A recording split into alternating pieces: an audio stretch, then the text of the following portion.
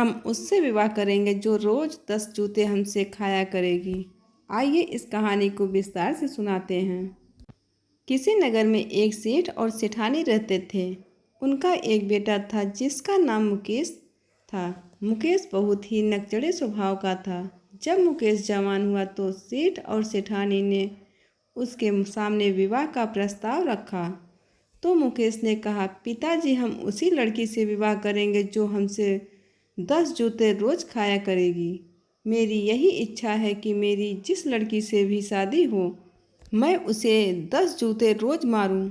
सेठ और सेठानी अपने बेटे की इस अजीब शर्त को सुनकर हैरान रह गए और सोचने लगे कि अब इसका विवाह कैसे होगा और कौन 10 जूते रोज खाने के लिए अपनी बेटी देगा। एक दिन उस गांव में एक सेठ आया जो अपनी बेटी के लिए रिश्ता ढूंढ रहा था। किसी ने उन्हें मुकेश के बारे में बता दिया कि फला सेठ के यहाँ एक जवान लड़का है और वह भी अपने बेटे के लिए रिश्ता ढूंढ रहा है। वह सेठ मुकेश के माता पिता से मिलने के लिए आया और अपने बेटी की विवाह का प्रस्ताव रखा। मुकेश भी वहीं मौजूद था। तो मुकेश ने झट से कह दिया कि देखिए, मैं उसी लड़की से शादी करूंगा जिसको मैं 10 जूते रोज मार सकूं। जो मेरी पत्नी बनकर आएगी वह 10 जूते रोज मेरे हाथ से खाएगी। लड़की का बाप यह सब सुनकर हैरान रह गया। वह सोचने लगा कि कौन अपने कलेजे के टुकड़े को इस बेवकूफ़ के पास पिटवाने के लिए भेजेगा। यह सोचकर सेठ वहाँ से उठकर अपने घर लौट गया। घर पहुंचकर उसने सारी बात अपनी पत्नी को बताई। तो पत्नी ने पूछा कि आपने क्या निर्णय लिया। सेठ बोला कि मैंने तो साफ साफ मना कर दिया। अच्छा, तुम ही बताओ कि अपनी बेटी को पीटने के लिए कौन भेजेगा। सेठानी ने कहा कि अच्छा ही किया जो आपने ऐसे रिश्ते के लिए हाँ नहीं की। पास में ही खड़ी उनकी बेटी यह सब सुन रही थी, जिसका नाम सीमा था। पढ़ाई लिखाई में तो वह होशियार थी, दिमाग भी बहुत तेज था। वह बहुत ही समझदार लड़की थी। उसने अपने पिता से कहा कि पिताजी मैं उसी लड़के से शादी करना चाहती हूँ। यह सुनकर उसके माता पिता एकदम हैरान रह गए और बोले कि बेटी तुम ऐसे सनके से विवाह क्यों करना चाहती हो जो तुम्हें 10 जूते रोज मारा करेगा। सीमा ने कहा कि पिताजी मैं सब संभाल लूँगी, बस आप मेरा विवाह उस लड़के से करवा दीजिए। लड़की के पिता को तो बिल्कुल यकीन नहीं हो रहा था कि उसकी बेटी उस सन के इंसान से विवाह करना चाहती है जो 10 जूते इसको रोज मारा करेगा। पिता ने अपनी बेटी को फिर से समझाते हुए कहा, अरे पगली, 10 जूते रोज खाकर तो तुम्हारे सिर के बाल ही उड़ जाएंगे। इसलिए उस सन की व्यक्ति से विवाह करने का विचार अपने मन से त्याग दो। तुम्हारे लिए लड़कों की कोई कमी नहीं है। एक से बढ़कर एक रिश्ता तुम्हारे लिए आ जाएगा। पर लड़की नहीं मानी। लड़की बार बार यही कहती रही कि पिताजी आपको हमारी कसम है, हमारा विवाह आप उसी लड़के से करवा दो। सीमा के माता पिता ने उसे बहुत समझाया लेकिन वह अपनी जिद पर अड़ी रही। दोनों माता पिता फिर से एक बार लड़के के घर आ गए और लड़के को समझाते हुए कहा कि बेटा, अगर तुम्हें कुछ दान दहेज चाहिए तो हमें बताओ, तुम जो कहोगे सो हम तुम्हें देंगे। पर तुमने यह क्या अजीब सी शर्त रख दी कि रोज़ अपनी पत्नी को 10 जूते मारोगे। लड़के ने कहा कि देखिए, मुझे कोई दहेज नहीं चाहिए, बस शर्त वही रहेगी, अगर तुम्हें शादी करनी है तो करो, नहीं तो अपनी बेटी का रिश्ता कहीं और जाकर ढूंढ लो। अब लड़की का पिता क्या करता, बेटी की भी तो यही इच्छा थी। सो उसने रिश्ता पक्का कर दिया। निश्चित समय पर बारात आई और सीमा दुल्हन बनकर मुकेश के घर आई। सेठ ने खूब दान दहेज दिया भी था। ससुराल में सीमा का जोरदार स्वागत हुआ। उसकी सास ने उसकी नज़र उतारी और गले से लगाकर अपनी बहू को गृह प्रवेश करवाया। थोड़ी देर बाद सीमा की सास ने उसे खाना खिलाया और रात को उसके कमरे में छोड़ आई। पहली रात सीमा अपने बिस्तर पर बैठी हुई अपने पति का इंतजार कर रही थी कि तभी मुकेश आया और अपने पैर से जूता निकालकर बोला कि अपना सिर आगे करो, मुझे 10 जूते मारने हैं। सीमा ने कहा, देखिए 10 जूते तो आप मुझे मार लीजिए, मुझे कोई आपत्ति नहीं है।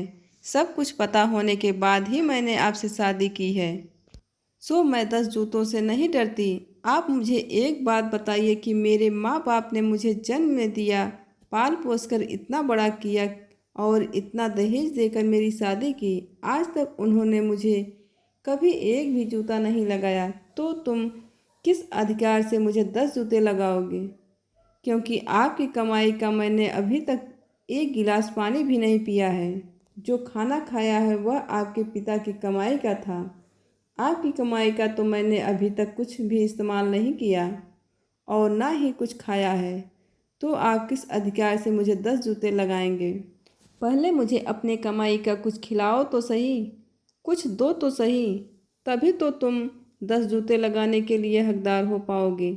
यह सुनकर लड़का बिल्कुल चुप हो गया। वह सोचने लगा कि बात तो यह सही कह रही है, यह सब जो भी है वह मेरे माता पिता की ही कमाई का है, क्योंकि मैंने तो अभी तक कुछ कमाया ही नहीं। मुकेश को अपनी पत्नी की यह सब बात सुनकर झटका सा लगा। वह उठकर अपने माता पिता के पास पहुंच गया और उसने अपने माता पिता को सारी बात कह सुनाई। मुकेश की बात सुनकर उसके माता पिता मन ही मन बहुत प्रसन्न हुए और अपनी प्रसन्नता छुपाते हुए बोले कि बेटा, बात तो बिल्कुल सही कह रही है। हालांकि हमारे पास इतना पैसा है कि हमारी 7 पुश्तें बैठकर खा लेगी। तुम्हें जिंदगी भर किसी काम की ज़रूरत भी नहीं पड़ेगी। पर बेटा, बात तो यही है ना कि इसमें तुम्हारी कमाई का कुछ भी नहीं है। मुकेश को यह बात चुभ गई और उसने अगले दिन से ही व्यापार करने का निश्चय कर लिया। असल में उसके पिता एक व्यापारी थे जो जहाज पर सामान लादकर दूसरे देशों में खरीदकर और बेचने का काम करते थे। मुकेश ने भी यही व्यापार करने की सोची। उसने अपने पिता से कहा कि पिताजी, आप मुझे बस एक जहाज दे दो और व्यापार करने के लिए थोड़ा सा धन दे दो। फिर आप देखना कि मैं बहुत जल्द बहुत सारा धन कमा कर लौटूंगा। इतना कहकर मुकेश ने अपने पिता से व्यापार की सारी जानकारियां ले ली और व्यापार करने के लिए चल दिया। जाते समय उसने अपनी पत्नी से कहा कि तुम देखना, मैं बहुत जल्दी बहुत सारा धन कमा कर लौटूंगा। फिर उस धन से तुम्हें खिलाऊंगा पिलाऊंगा और फिर पूरे अधिकार से जितना भी समय मुझे रास्ते में लगेंगे, एक एक दिन का हिसाब मैं तुमसे उतने ही जूते लगाऊंगा। यह बात सुनते ही सीमा ने कहा कि ठीक है मेरे स्वामी, जब आप लौटकर आओगे ना, तो मेरा सर आपके सामने झुका हुआ मिलेगा। जितनी मर्जी हो उतने जूते लगा लेना। मुकेश सबसे विदा लेकर अपने जहाज पर बैठकर व्यापार के लिए निकल गया। उसके चेहरे पर उसी की घमंड की भरी मुस्कान साफ झलक रही थी। उसके माता पिता को भी अब यह सोचकर संतोष हो रहा था कि उसे बहुत ही समझदार बहू मिली है। यह उनके बिगड़ैल बेटे को अवश्य सुधार देगी। इधर मुकेश अपनी पानी के जहाज में चला जा रहा था। 3-4 दिन का सफ़र उसने तय कर लिया था। एक दिन एक बंदरगाह पर उसने रुकने की सोची। फिर क्या था, उसने वही जहाज एक तरफ लगाकर उस नगरी का जायजा लेने के लिए चला गया। वह जिस शहर में रुका था वह ठगों का शहर था। अभी वह कुछ दूर ही चल पाया था कि उसने देखा कि सामने से एक आदमी लाठी के सहारे चला जा रहा था। जब वह आदमी पास आया तो मुकेश ने देखा कि उसकी एक आंख पर हरी पट्टी लगी हुई है, जिससे मालूम होता था कि इस आदमी की एक आंख है। उस एक आंख वाले आदमी ने मुकेश के पास आते ही कहा कि इस बार तुम आए हो, तुम्हारे पिताजी नहीं आए। तुम्हारे पिताजी तो बहुत तेज हैं। मुकेश बड़ा परेशान हुआ कि उस आदमी से वह कभी मिला भी नहीं और वह उसे जानता है। मुकेश ने उस एक आंख वाले आदमी से कहा कि मुझे तुम्हारे बारे में कुछ नहीं पता, मुझे ज़रा खुलकर बताओ। तो वह एक आंख वाला आदमी बोला कि जब पिछली बार तुम्हारे पिताजी यहाँ आए थे तो मुझे कुछ रुपए की ज़रूरत थी, इसलिए मैंने अपनी एक आंख उनके पास गिरवी रख दी थी और उनसे 10,000 रुपये लिए थे। अब मैंने 10,000 रुपये इकट्ठे कर लिए हैं। मुझे फ़र्क नहीं पड़ता कि बाप हो या बेटा, मुझे तो मेरी आंख वापस चाहिए। यह लो अपने 10,000 रुपये और मेरी आंख मुझे वापस कर दो। यह सुनकर मुकेश बड़ा परेशान हो गया, क्योंकि उसके पास तो कोई आंख थी ही नहीं और ना ही उसके पिता ने किसी आंख के बारे में उसे बताया था। सो उसने उस एक आंख वाले आदमी से कहा कि भाई, इस समय तो मेरे पास तुम्हारी आंख नहीं है, ना ही मुझे मेरे पिता ने तुम्हारी आंख के बारे में कुछ बताया है। जब मैं अगली बार आऊँगा तो तुम्हारी आंख अवश्य लेता आऊँगा। इतना कहकर मुकेश आगे की ओर चलने लगा। तभी उस एक आंख वाले आदमी ने चिल्लाना शुरू कर दिया और लोगों की भीड़ इकट्ठी कर ली। सभी के सामने एक आंख वाला आदमी व्यक्ति चिल्ला चिल्ला कर कहने लगा कि यह मेरी आंख वापस नहीं कर रहा है, जबकि मैंने इसे इसके पैसे लौटाने को तैयार हूँ।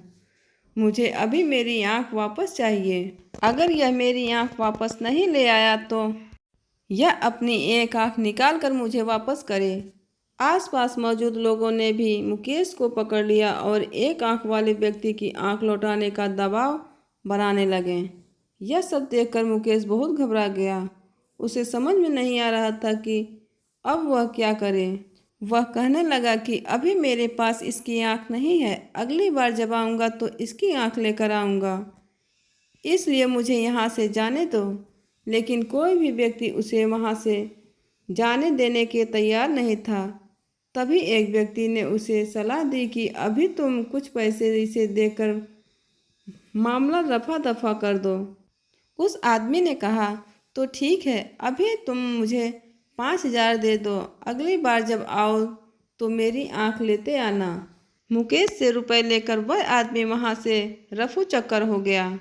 मुकेश ने सोचा कि चलो भला टली, 5,000 में ही मेरा पीछा छूट गया। मुकेश यही सब सोचता हुआ नगरी की तरफ चला जा रहा था। जैसे ही उसने नगर के द्वार में प्रवेश किया कि सामने एक बैसाखिया के सहारे चलता हुआ एक टांग वाला आदमी उसे अपनी तरफ आता हुआ दिखाई दिया। उस आदमी ने भी पास पहुंचकर मुकेश से यही कहा कि इस बार तुम्हारे पिताजी नहीं आए। तुम्हारे पिताजी तो बड़े तेज निकले। तुम्हारे पिता के पास मेरी एक टांग गिरवी रखी हुई है और उन्होंने इस बार तुम्हें भेज दिया। खुद नहीं आए लेकिन क्या फर्क पड़ता है, बाप हो या बेटा, मुझे तो मेरी टांग वापस चाहिए। मुकेश फिर से चक्कर में पड़ते हुए बोला कि मुझे तुम्हारी टांग के बारे में कुछ भी पता नहीं है। उस लंगड़े आदमी ने उससे कहा कि बेटा, जब पिछली बार तुम्हारे पिताजी यहाँ आए थे तो उस समय मुझे कुछ रुपए की ज़रूरत थी, सो मैंने 8,000 रुपये में अपनी टांग तुम्हारे पिताजी के पास गिरवी रख दी थी। अब मेरे पास रुपए हो गए हैं, तुम अपने रुपए ले लो और मुझे मेरी टांग लौटा दो। मुकेश फिर से बड़ा परेशान हुआ। फिर पिछली घटना को याद करते हुए सोचने लगा कि अगर मैंने मामला रफा दफा नहीं किया तो यह भी लोगों को इकट्ठा करके मुझे पकड़वा देगा और बवाल करेगा, इसलिए इसे भी कुछ पैसे देकर मामला रफा दफा कर देता हूँ। वह बोला कि देखिए भाई साहब, अभी तो मेरे पास आपकी टांग नहीं है, जब मैं अगली बार आऊँगा तो तुम्हारी टांग लेकर आऊँगा, तब तक तुम कुछ रुपए लेकर मामला रफा दफा कर दो। उस एक टांग वाले आदमी ने कहा कि ठीक है, अभी तुम मुझे 5,000 रुपये दे दो, अगली बार मेरी टांग जरूर लेकर आना। मुकेश ने अपना पीछा छुड़ाने के लिए उसे 5,000 रुपये दे देता है और वह लंगड़ा आदमी वहाँ से चला गया। अब मुकेश बाजार की बीचों बीच पहुँच चुका था। वह बाजार में घूम घूम कर बाजार का जायजा ले रहा था कि वह वहाँ से क्या खरीद सकता है और क्या बेच सकता है। तभी मुकेश की नज़र बीच बाजार में एक घर के सामने खड़ी एक औरत पर पड़ी, जो काफ़ी देर से उसे देख रही थी। मुकेश ने जब उसे देखा तो वह उसे देखता ही रह गया, क्योंकि वह औरत इतनी सुंदर थी कि उसकी आंखों में जो भी देखे बस उसकी आंखों में ही डूब जाए। मुकेश को अपनी ओर देखता हुआ देखकर उस औरत ने हाथ से इशारे से उसे अपने पास बुलाया। मुकेश उसके पास खींचा चला गया। जब वह उस औरत के पास पहुंचा तो उसने मुकेश से पूछा कि लगता है तुम यहाँ नए में हो। मुकेश ने हाँ में सिर हिलाया तो उस औरत ने कहा कि फिर तो तुम हमारे अतिथि हुए, और हमारे यहाँ पर यह परंपरा है कि जब भी कोई अतिथि आता है तो हम उसे सोने के गिलास में दूध पिलाते हैं। उसने मुकेश को बैठने का इशारा किया और घर के अंदर चली गई।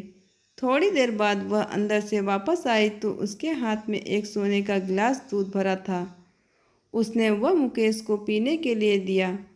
मुकेश ने भी वहाँ का रिवाज समझकर पूरा दूध पी लिया। मुकेश ने जैसे ही दूध पीकर गिलास नीचे रखा, तभी वहाँ एक बिल्ली आई। उसने उस गिलास को अपने मुंह में दबाया और मुकेश के पानी के जहाज में छिपाकर भाग गई। मुकेश इन सब बातों से अनजान था। अब वह जैसे ही चलने के लिए उठा तो उस सुंदर स्त्री ने उससे कहा कि अतिथि महोदय, जाते जाते मेरे सोने का गिलास तो मुझे देते जाओ। मुकेश ने अब वहाँ देखा जहाँ उसने गिलास रखा था। अब अचरज की बात यह थी कि वहाँ तो गिलास था ही नहीं।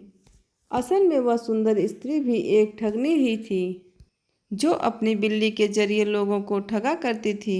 मुकेश तो अपनी बात पर अड़ा रहा कि मैंने गिलास यहीं पर रखा था, और वह स्त्री इस बात पर अड़ी रही कि तुमने मेरे गिलास को चुराकर अपने किसी साथी को देकर आप अपने जहाज तक पहुंचा दिया।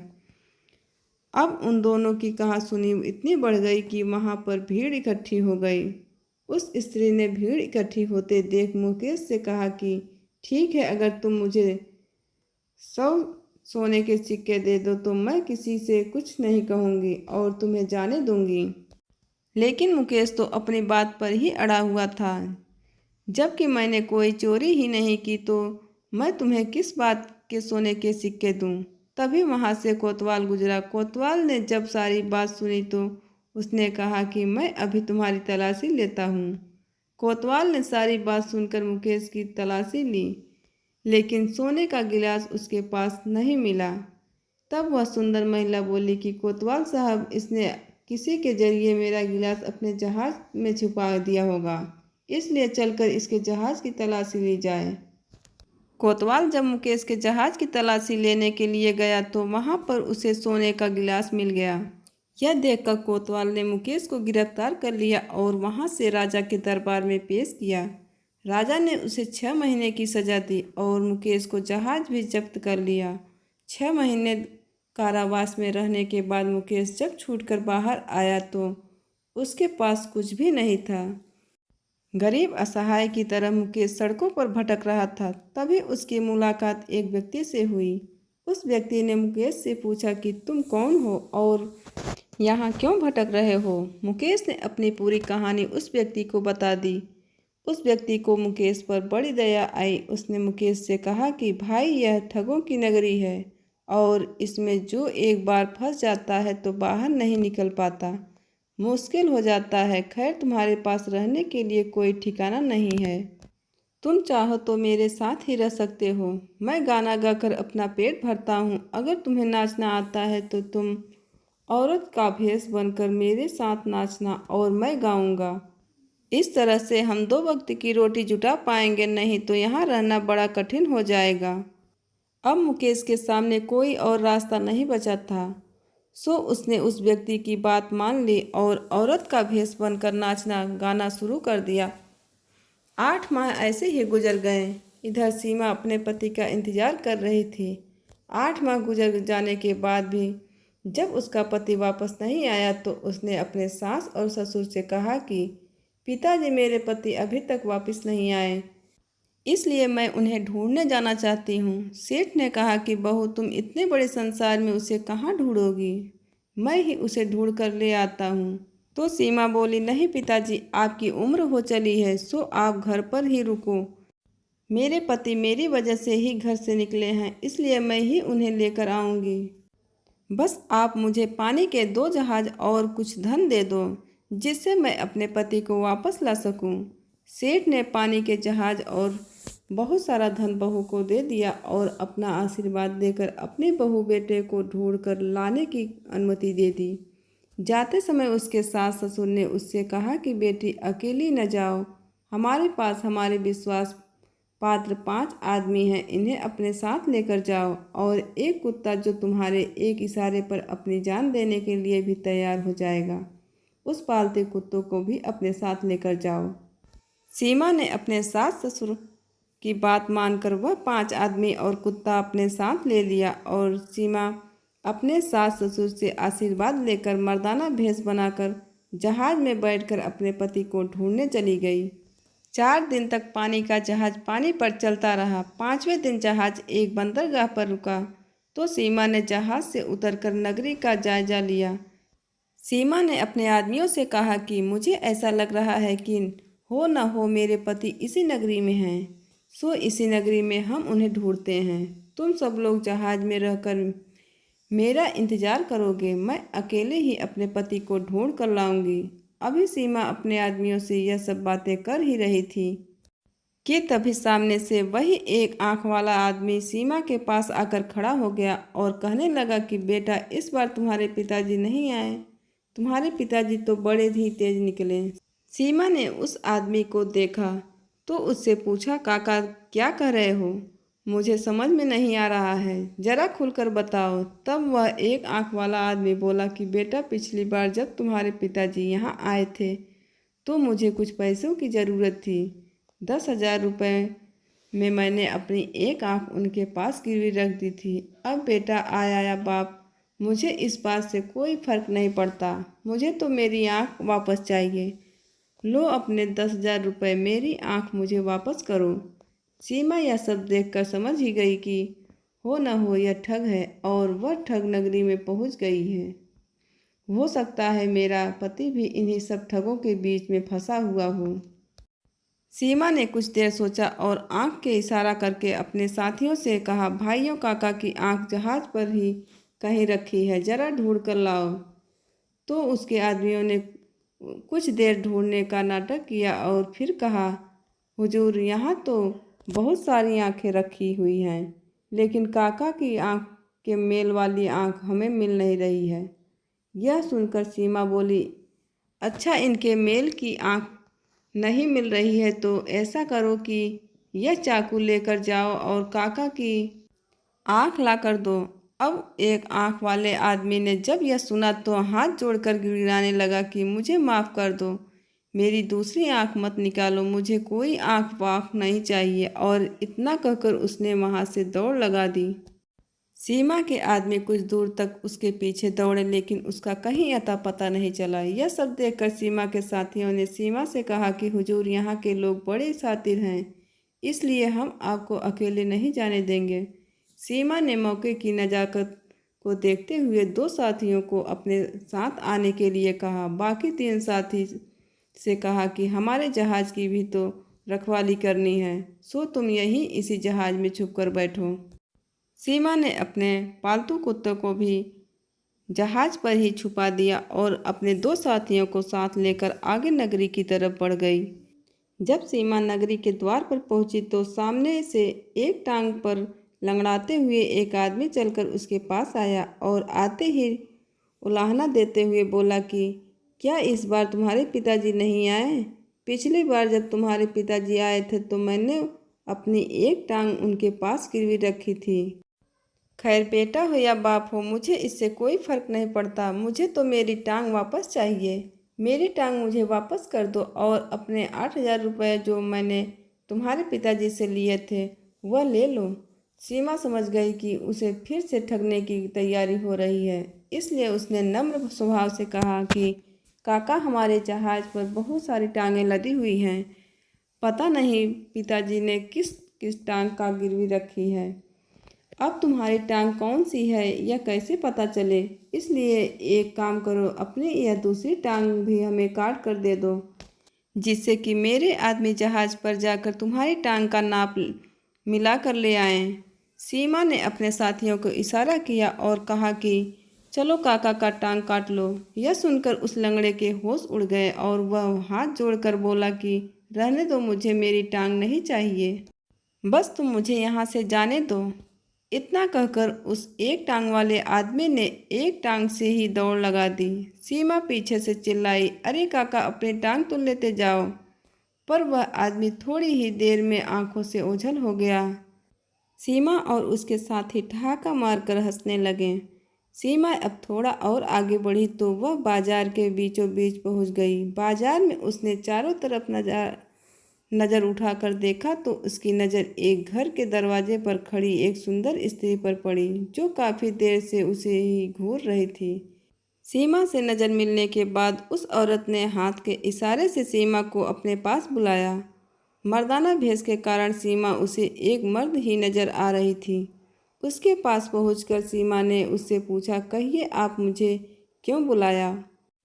तो वह सुंदर स्त्री बोली, लगता है कि तुम परदेसी हो। हमारे यहाँ पर रिवाज है कि जो भी परदेसी हमारे यहाँ आता है हम उसे सोने के गिलास में दूध पिलाकर उसका स्वागत करते हैं। सीमा बोली कि अगर यह तुम्हारा रिवाज है तो हम दूध जरूर पिएंगे। सीमा को बिठाकर वह औरत घर के अंदर गई और सोने के गिलास में दूध भरकर ले आई। सीमा ने दूध पिया और गिलास एक तरफ रख दिया। जैसे ही गिलास रखा, बिल्ली ने झपटा मारकर गिलास मुंह में दबाकर जहाज की तरफ दौड़ गई। जैसे ही बिल्ली जहाज के पास पहुंची, कुत्ते ने देखा कि बिल्ली जहाज की तरफ आ रही है तो कुत्ते ने भौंकना शुरू कर दिया। कुत्ते की आवाज़ सुनकर सीमा के तीनों साथी चौकन्ने हो गए और उन्होंने बिल्ली को लठ मारकर वहां से भगा दिया। अब बिल्ली मुंह में गिलास दबाए ठगनी के घर में ही आकर पलंग के नीचे बैठ गई। दूध पीकर सीमा जैसे ही जाने लगी तो ठगनी ने सीमा से कहा कि हे परदेसी, तुमने दूध तो पी लिया पर मेरा सोने का गिलास तो मुझे देते जाओ। सीमा ने चारों तरफ देखा तो गिलास का कोई अता पता नहीं था। यह देखकर उस ठगनी ने जोर जोर से चिल्लाना शुरू कर दिया कि भाइयों देखो, इस परदेसी ने मेरे सोने का गिलास चुरा लिया है। कोतवाल के कान में भी जब यह बात पड़ी तो कोतवाल भी वहां आ गया और उसने कहा कि परदेसी, इस औरत का सोने का गिलास निकाल कर दो। सीमा ने कहा कि मैंने दूध पीकर गिलास नीचे ही रखा है, मेरे पास कोई गिलास नहीं है। इस पर वह ठगनी बोली, हुजूर, इसके जहाज की तलाशी ली जाए। अगर इसके जहाज में मेरा सोने का गिलास मिल गया तो मैं इससे 5,000 सोने की मोहर लूँगी। कोतवाल जहाज पर पहुंचा और जहाज की तलाशी ली तो वहां पर कोई गिलास न मिला। अब सीमा ने गरज कर कोतवाल से कहा, तुमने मेरे जहाज की तलाशी तो ले ली, अब इसके घर की भी तलाशी लो। हो सकता है कि गिलास इसके स्वयं अपने घर में ही छिपा हो और मुझ पर इल्ज़ाम लगा रही हो। कोतवाल ने अब इस औरत के घर की तलाशी लेनी शुरू कर दी तो देखा कि पलंग के नीचे बिल्ली उस सोने के गिलास को मुंह में दबाए बैठी हुई है। कोतवाल को उस स्त्री पर बड़ा गुस्सा आया और उसने उस स्त्री को गिरफ्तार करके जेल में डाल दिया। सीमा उस ठगनी से छुटकारा पाकर फिर से बाजार में आ गई और चारों तरफ अपने पति को ढूंढने लगी। तभी उसकी नज़र नगर के चौराहे पर पड़ी। वहां पर एक आदमी गाने गा रहा था और एक स्त्री नाच रही थी। सीमा को वह स्त्री जानी पहचानी लग रही थी। सीमा ने अपने साथियों को आदेश दिया कि इन दोनों को बुला कर लाओ। उसके साथी ने उन दोनों को बुला कर लाए। सीमा ने उस आदमी से कहा कि तुम्हें यह स्त्री कहाँ से मिली है? तो उसने कहा, यह स्त्री नहीं है, यह एक पुरुष ही है और वक्त का मारा हुआ है। हम दोनों अपना पेट भरने के लिए इस तरह का भेष बनाकर नाच गाना करते हैं। अब सीमा ने अपने पति को पहचान लिया, लेकिन मुकेश सीमा को नहीं पहचान सका क्योंकि वह एक मर्द के भेष में थी। अब सीमा ने मुकेश से कहा कि अगर तुम मेरे साथ चलो तो मैं तुम्हें इससे भी अच्छा काम दे सकता हूँ। मुकेश तैयार हो गया। सीमा मुकेश को अपने जहाज पर ले आई और अपने साथियों के साथ मिलकर सीमा ने मुकेश को नहलाया और उसके स्त्रियों वाले कपड़े उतारकर एक बक्से में रख दिए और चमचमाते हुए पुरुषों वाले कपड़े उसे पहना दिए। अब मुकेश अपने पुराने अवतार में आ गया था। मुकेश बड़ा खुश हो रहा था कि चलो अब इस नरक भरी जिंदगी से जान छूटी।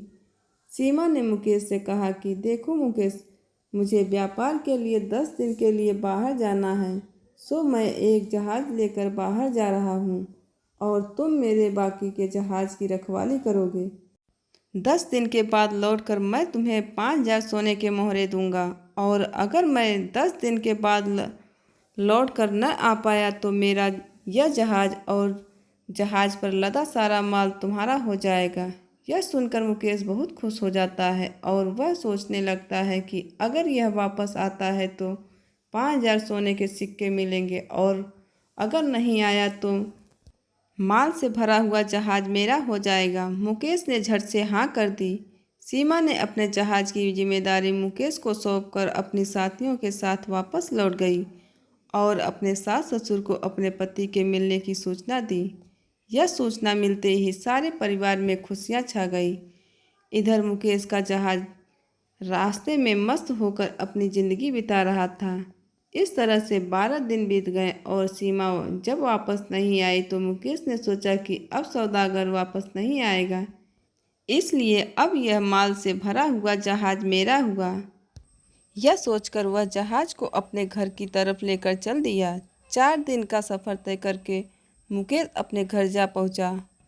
घर पहुंचते उसने हिसाब लगाना शुरू कर दिया कि मैं इतने दिन तक घर से दूर रहा, 10 जूते रोज के हिसाब से इतने दिन के कितने जूते बनते हैं। हिसाब लगाकर मुकेश जूता लेकर सीमा के पास पहुंचा। अब भी उसकी अकड़ कम नहीं हुई थी। उसने बड़े घमंड से सीना चौड़ा कर सीमा से कहा कि तुम्हारे पिता ने पूरी जिंदगी में इतना धन नहीं कमाया होगा जितना मैं 8 महीने में कमा कर लाया हूँ। यह सुनकर सीमा की हंसी छूट गई। उसे हंसता हुआ देखकर मुकेश को जैसे आग लग गई। मुकेश बोला, तुम क्यों हंस रही हो? अपने सिर आगे करो और जूते खाने के लिए तैयार हो जाओ। सीमा बोली, जूते तो मैं नहीं खाऊंगी। मुकेश ने गुस्से से कहा, क्यों तुम अपने वादे से मुकर रही हो? सीमा ने कहा, क्या सच में यह धन तुम कमा कर लाए हो या फिर किसी सौदागर ने तुम्हें खैरात में दिया है? यह सुनकर तो मुकेश के पैर के नीचे से ज़मीन खिसक गई कि इसको यह सब कैसे पता चला। थोड़ी देर बाद ही सीमा ने वह बक्सा खोल कर दिखाया जिसमें मुकेश के औरत वाले कपड़े रखे हुए थे, जिन्हें पहनकर मुकेश चौराहे पर नाचता था। उन कपड़ों को देखते ही मुकेश शर्म से पानी पानी हो गया। वह आश्चर्य से अपनी पत्नी की तरफ देखने लगा तो सीमा ने कहा, जो सौदागर तुम्हें मुसीबत से निकाल कर लाया था, जिसने तुम्हें माल से भरा हुआ जहाज दिया, वह कोई और नहीं बल्कि वह मैं ही थी। मुकेश ने जब यह सुना तो उसका घमंड एक झटके में चकनाचूर हो गया और हाथ जोड़कर सीमा से माफ़ी मांगने लगा और कहने लगा कि इस बात को यहीं दबा दो, किसी और को मत बताना कि मैं इस तरह की मुसीबत में फंसा था।